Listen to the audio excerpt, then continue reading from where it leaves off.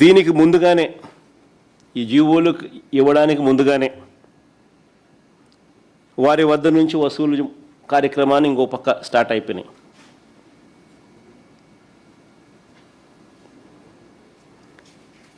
ఆ తర్వాత జీవోలు జారీ చేయడం మొదలుపెట్టాడు.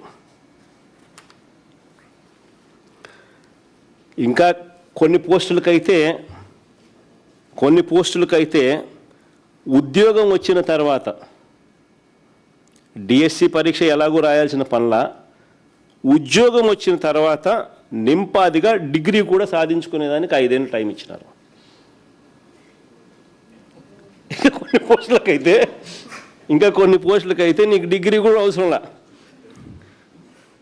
డిఎస్సి ఎగ్జామ్ ఎలాగూ లేదు, డిఎస్సి ఎగ్జామ్ ఎలాగో రాయాల్సిన పనుల డిగ్రీ కూడా ఉండాల్సిన పనుల 5 ఏళ్ళు నీకు టైం ఇస్తా, 5 ఏళ్ళలో నీకు ఉద్యోగం వచ్చిన తర్వాత 5 ఏళ్ళలో నువ్వు డిగ్రీ పాస్గా అంటున్నాడు కొన్ని పోస్టులకు. ఇంకా ముందుకు పోదాం, ఇది ఇంకా మోర్ ఇంట్రెస్టింగ్గా కనిపిస్తుంది. ఇప్పుడు చూడండి, స్పోర్ట్స్ కోటా అంటే నిజమైన క్రీడా ప్రతిభకు గౌరవం, అంతే కదా. నా ముందనే నా పక్కనే దుర్గయ్య ఉన్నాడు. అట్లీస్ట్ గౌరవం.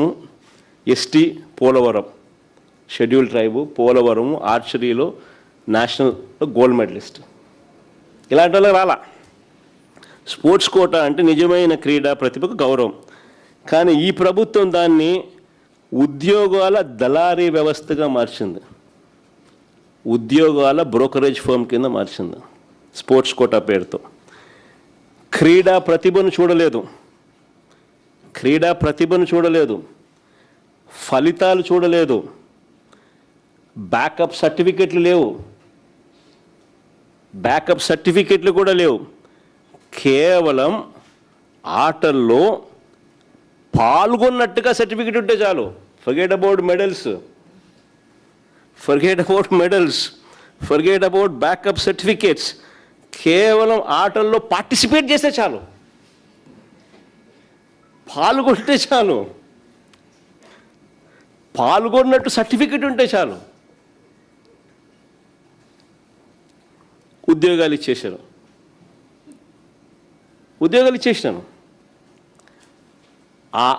ఆ స్పోర్ట్స్ కూడా ఏంటి తెలుసా, inter district, inter college, inter university,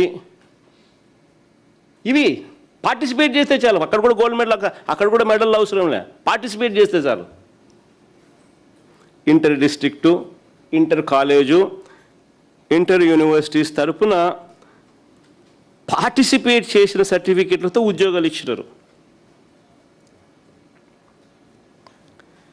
ఇంకా ఆశ్చర్యం ఏమిటంటే, ఇది బాగుంది, ఇంకా ఆశ్చర్యం ఏమిటంటే ఈ పాల్గొన్న సర్టిఫికెట్లు కూడా వేరే ఇచ్చినారు. ఇది చూసుకోండి, ఇంకా ఆశ్చర్యం, పాల్గొన్న సర్టిఫికెట్లు కూడా వీళ్ళే ఇచ్చినారు.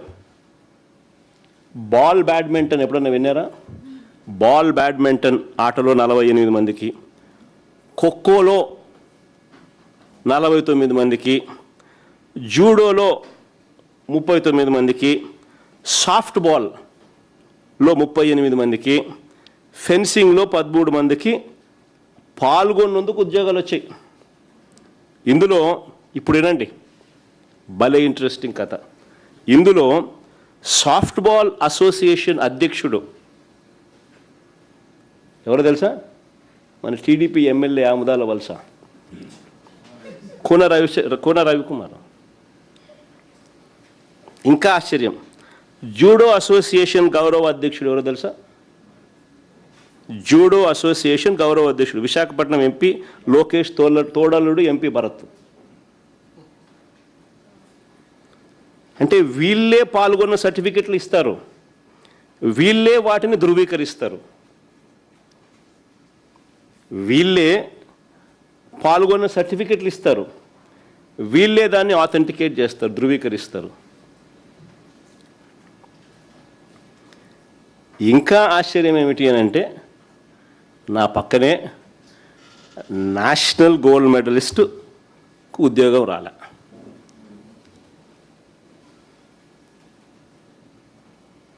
వన్ 1:1 కాల్ లెటర్ కూడా పొందిన తర్వాత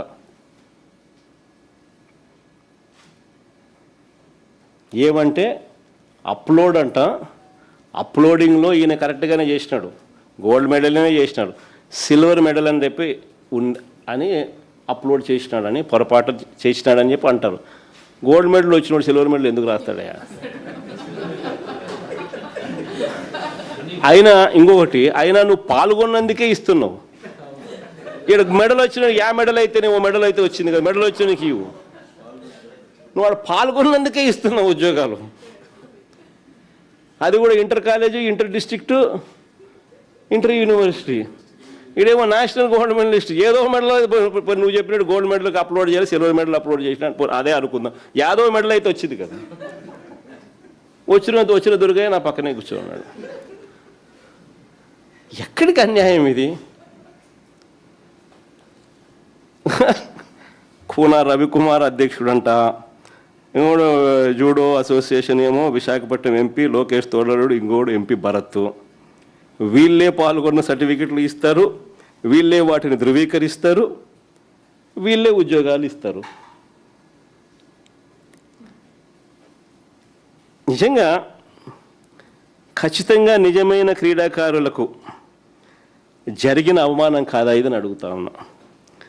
క్రీడాకారు